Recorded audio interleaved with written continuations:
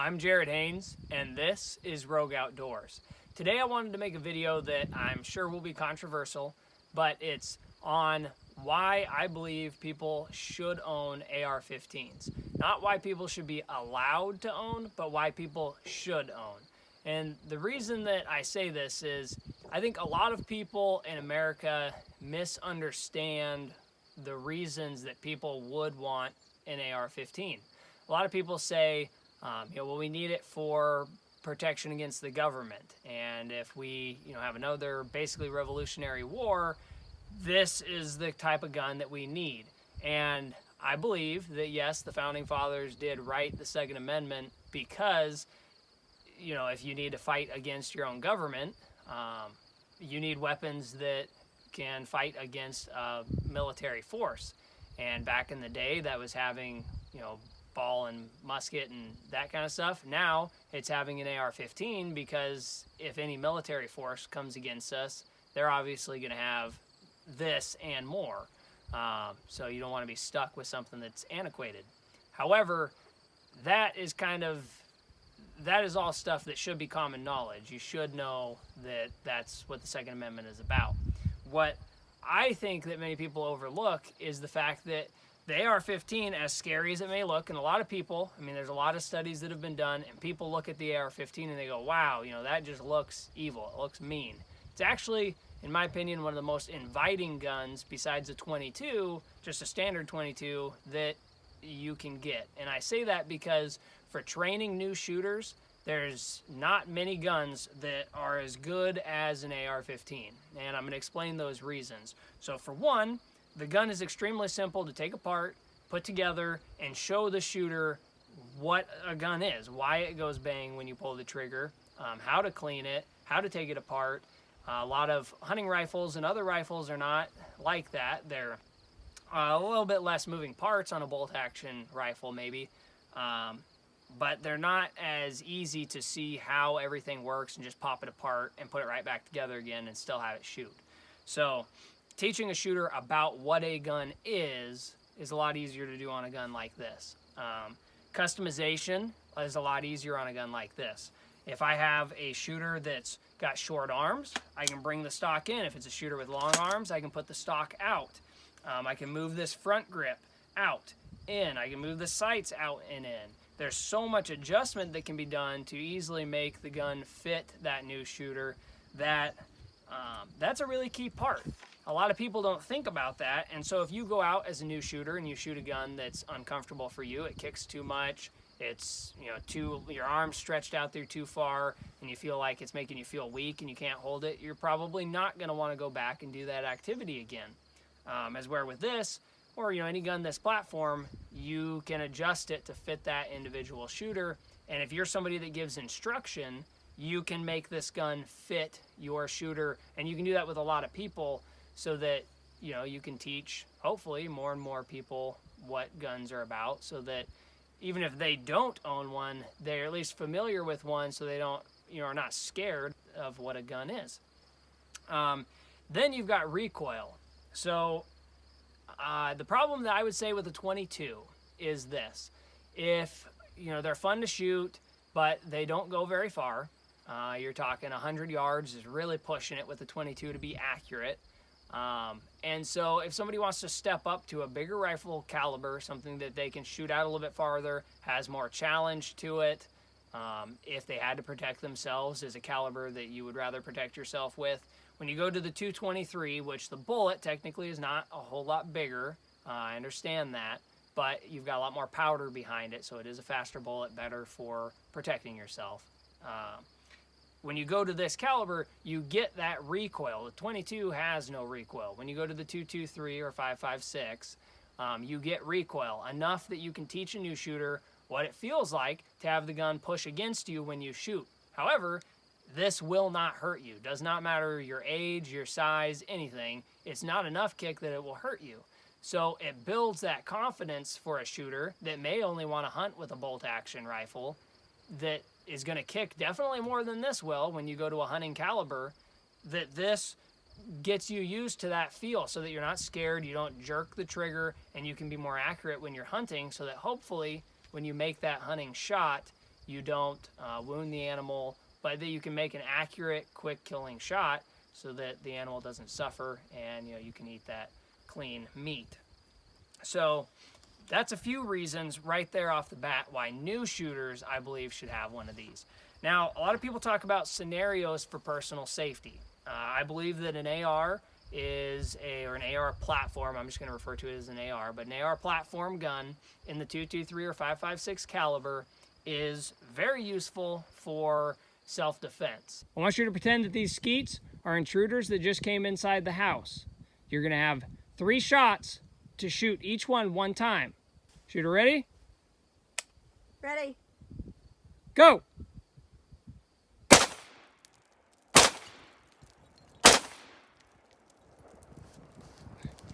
That's pretty good. That was pretty good. And a lot of people say, well, what? Who's going to get this out? Well, here's a few reasons why. You have a sight and a lot farther sight radius than a handgun, so it's very accurate.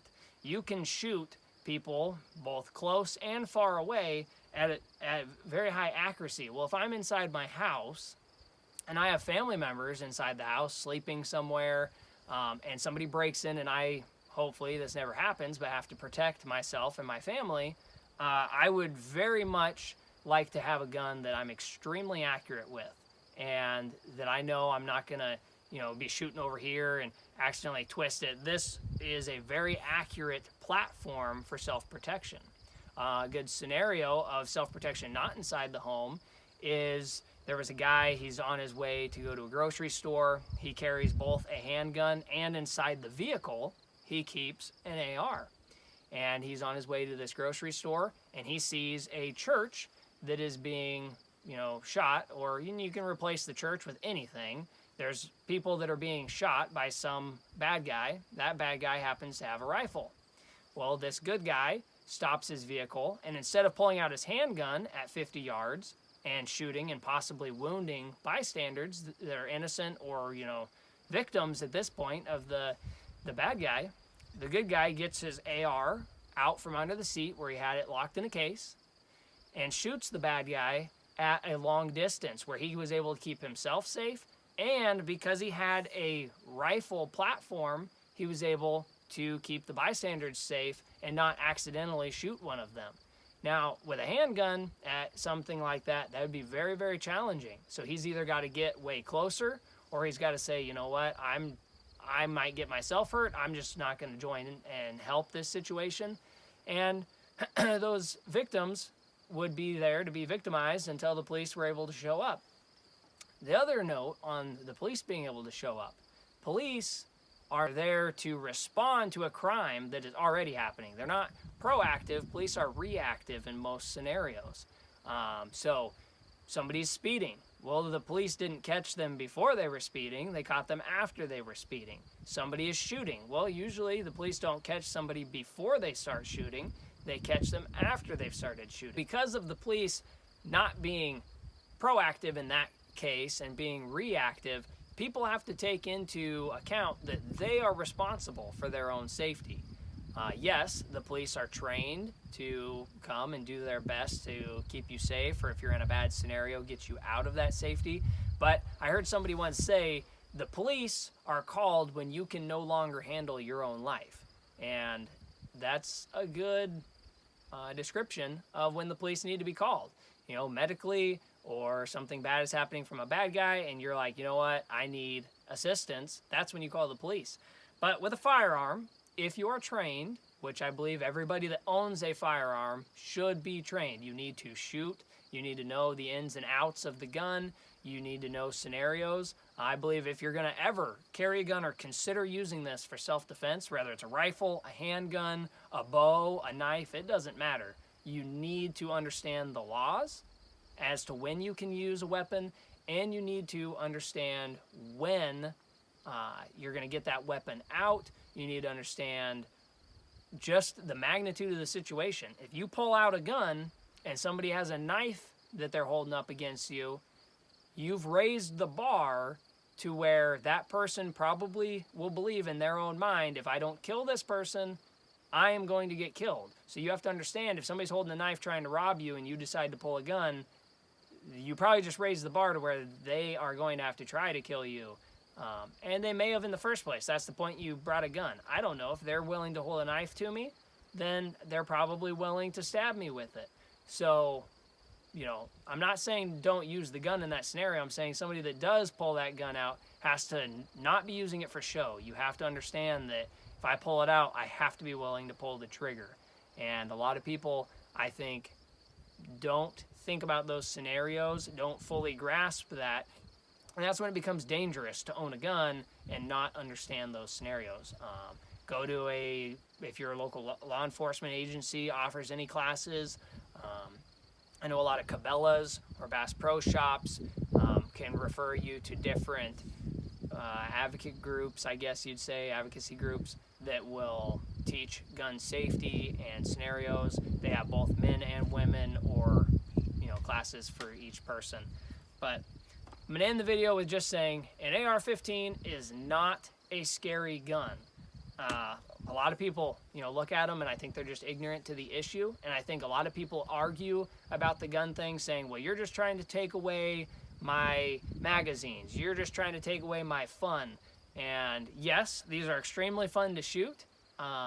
But there's a lot more reasons why they're practical and useful. I hear all the time people say, well, why? Yeah, I understand why you need a hunting rifle. Why do you need a gun that can shoot so fast and, shoot like that? And shooting a semi-automatic, a gun, all of these, you pull the trigger once, it shoots once. It's just like a handgun. It's just got a longer barrel.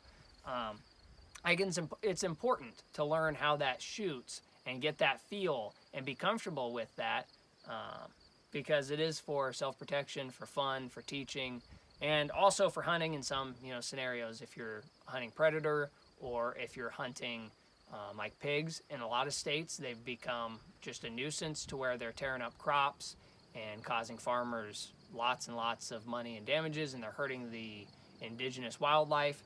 And so an AR-15 is actually a great weapon for that choice. You're able to go out, hunt those pigs, and not destroy all the meat.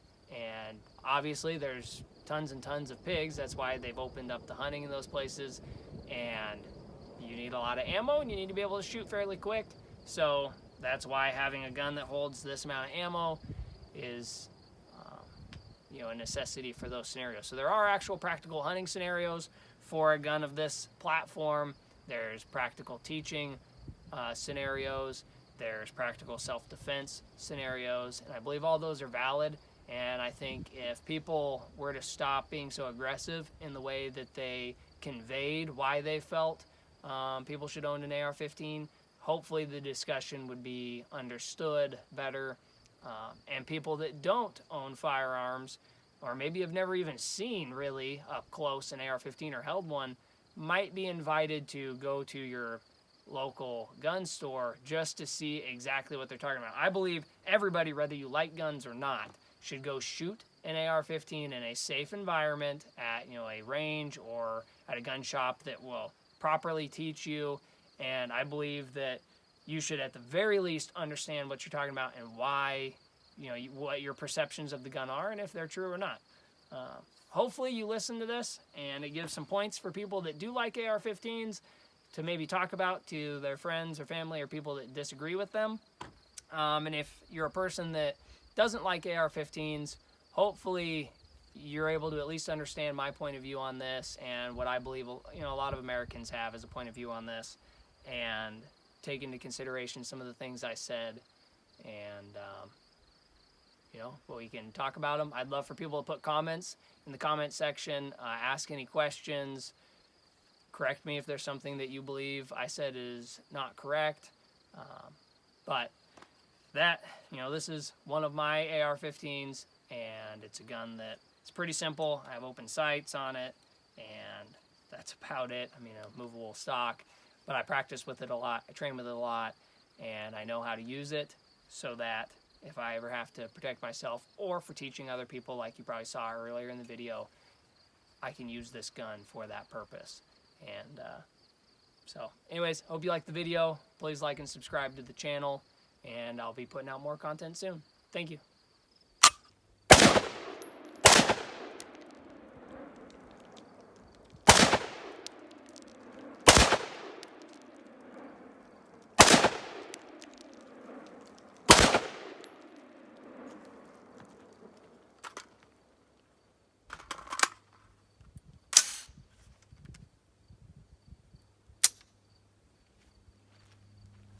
Okay.